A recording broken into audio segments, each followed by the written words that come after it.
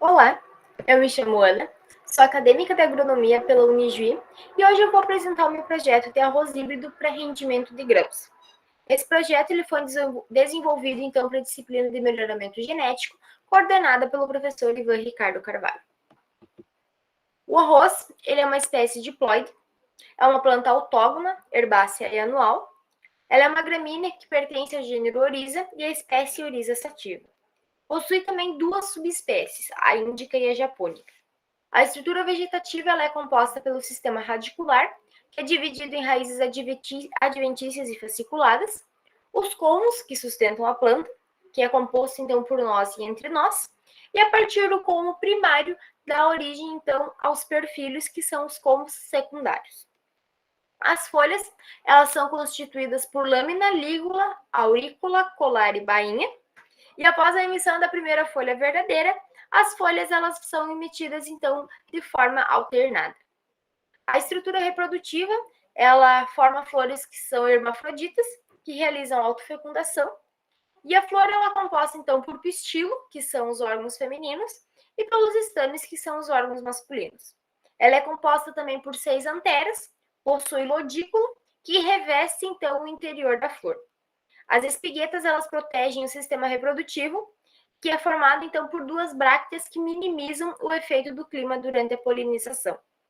A escala fenológica que é mais adotada para a cultura do arroz é a de Conce, de 2000, que permite então identificar, através das características morfológicas,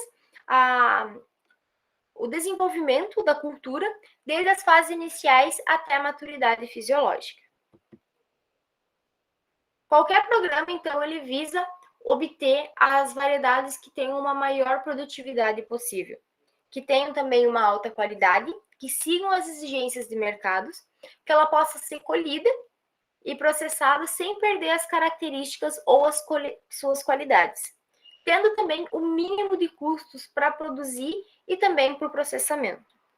Dito isso, as características que queremos nas nossas cultivares híbridas, em ordem de importância, são alta produtividade, uma boa qualidade de grãos, para que possamos ter também, então, uma boa comercialização, que a arquitetura de planta ela não permita o acamamento, que possui, então, uma boa resistência às principais pragas, às principais doenças da cultura, e que possui, então, uma boa capacidade competitiva com as plantas daninhas. A variabilidade genética não é nada mais, nada menos do que a diversidade de alelos que está presente nos indivíduos de uma mesma espécie. O que vai conferir, então, algumas diferenças morfológicas e fisiológicas nesses indivíduos. A variabilidade genética ela vai permitir que os indivíduos respondam de diferentes maneiras às mudanças que estão ocorrendo no meio ambiente, permitindo, então, que elas se adaptem e sobrevivam. Por esse motivo, então, é tão importante que a gente tenha uma variabilidade dentro do nosso programa de melhoramento genético. Dessa forma, então, as plantas elas vão segregar, apresentando diferentes características que podem vir a ser interessantes para o nosso programa. Então, é possível que a gente tenha a adição da variabilidade por meio de algumas formas, como mutação artificial, por recombinações gênicas, transformações genéticas, por mutações monoclonais.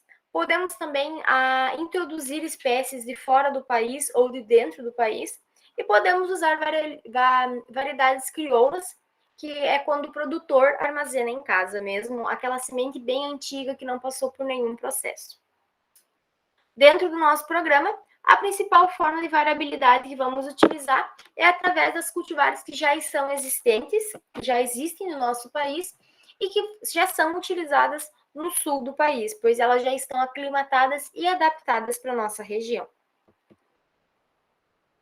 Todo o sucesso do programa ele vem da escolha correta de genitor. É importante, então, a gente saber qual é o histórico dos nossos genitores, qual é o fenótipo desejado que elas apresentam e que também possui, então, uma alta capacidade combinatória para que com os outros. Também precisamos saber qual que é a distância genética entre os parentais.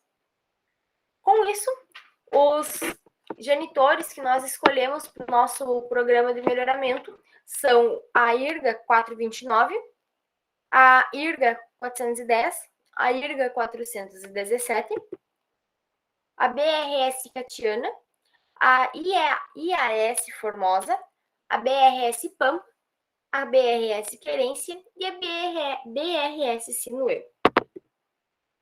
Bom, os métodos que são existentes atualmente no mundo para melhoramento genético, todos eles já são empregados, então, para a cultura do arroz.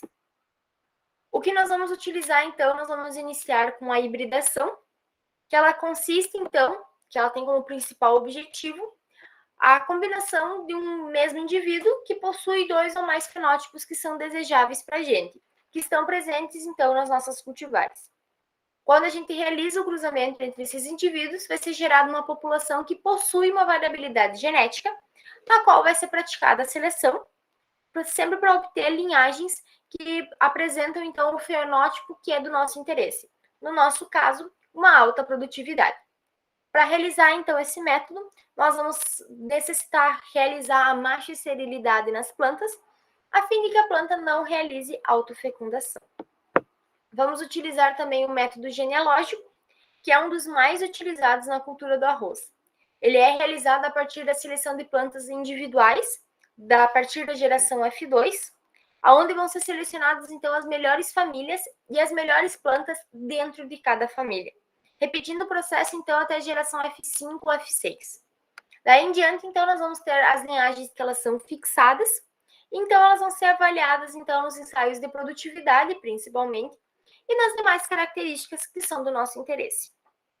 Vamos utilizar também o método populacional, ou o método bulk, que ele consiste, então, é o método mais simples que nós temos atualmente. E após a hibridação artificial, ele consiste, então, em colher todas as plantas juntas, sem seleção nenhuma, da geração F1 até F5. No nosso programa, nós não vamos utilizá-lo nós vamos utilizá-lo sozinho, nós vamos utilizá-lo em conjunto com o método genealógico. Bom, as cultivares, então, que nós vamos utilizar, como já dito, elas foram escolhidas, então, porque elas possuem um potencial produtivo, pela ampla adaptabilidade climática que apresenta, pela ótima arquitetura de planta e por outras características que elas são desejáveis também. Então, os cruzamentos entre as mesmas, elas não devem ser considerados, não devem ser realizados como em C1 com C1, C2 com C2, não devem ser realizados porque nós não vamos obter, então, um ganho genético. Já nas demais, nós vamos, então, observar qual que é a capacidade combinatória de cada um. Bom, as sementes que, então, foram obtidas desses cruzamentos descritos, eles vão dar origem à geração F1. Se os parentais eles foram homozigotos, eles não vão apresentar, então, diferença, eles vão ser homogêneos, e por isso, nessa etapa, em F1, nós não vamos fazer seleção nenhuma. Nós vamos realizar o bulk, colhendo todas as plantas juntas, semeando novamente, dando origem à geração F2.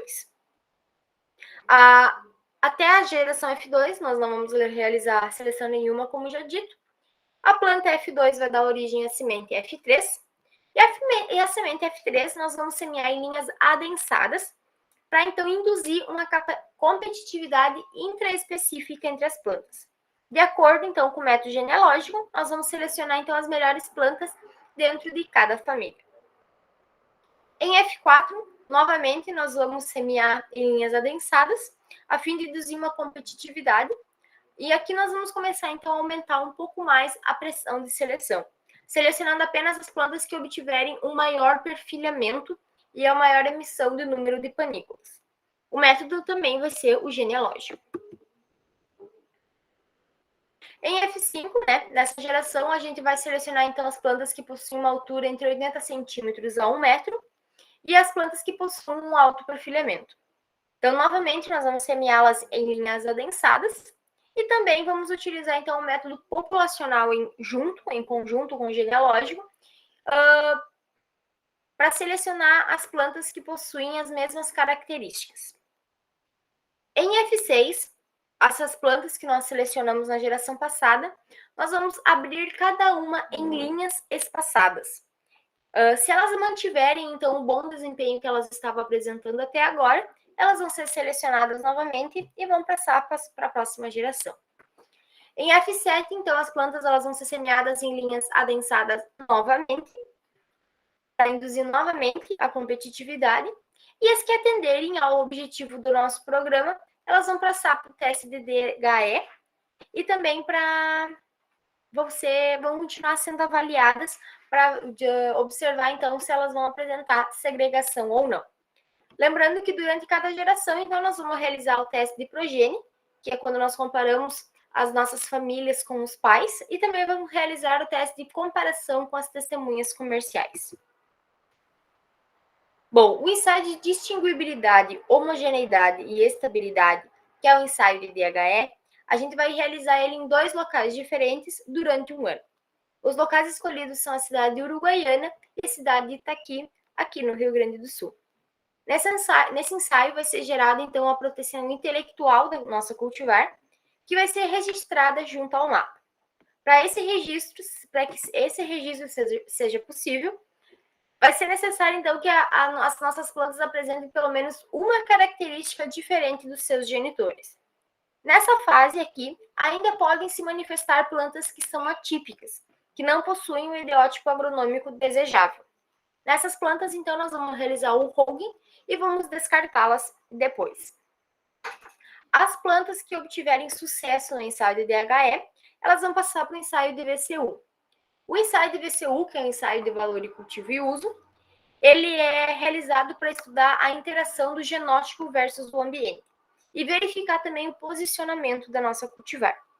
Para que obtenha, então, a aprovação nesse ensaio, vai ser necessário que pelo menos uma característica dessa nova cultivar seja superior às cultivares comerciais mais produtivas do ano de lançamento. Depois de aprovada, com o certificado de VCU, o melhorista vai fazer, então, o registro junto ao mapa para manter o domínio da cultivar até que se tenha a semente genética. Para o ensaio de VCU, nós vamos realizar ele durante 2 anos, em 3 locais diferentes, e as cidades escolhidas foram de Uruguaiana, Itaqui e Alegrete, que são as 3 maiores cidades produtoras de arroz no Rio Grande do Sul. O mapa, então, ele possui uma responsabilidade com a agricultura brasileira. E por meio de uma legislação específica foi elaborada, então, uma normatização sobre o Registro Nacional de Cultivares, que é o RNC, que ela sempre é exigida junto ao setor público e à iniciativa privada, para ser aplicada, então, no setor de produção e comercialização de sementes. Para o produtor rural, esse registro ele vai refletir diretamente na segurança de adquirir sementes de uma cultivar que foi obtida com controle de gerações, adaptada, então, ao ambiente de produção, que é resistente a pragas e as doenças, e também é uma cultivar mais produtiva, além dos outros benefícios que vêm junto. Com esse registro, então, o mantenedor da cultivar ele tem que assegurar a disponibilidade do material básico para o Sistema Nacional de Sementes e Mudas, o SNSM, e com isso, então, vai existir uma garantia de que as cultivares, as características do cultivar ao longo das gerações vão ser preservadas. A permanência da inscrição no RNC só vai ser possível se existir pelo menos um mantenedor que tenha as condições técnicas e a infraestrutura necessária para garantir a manutenção dessa cultivar.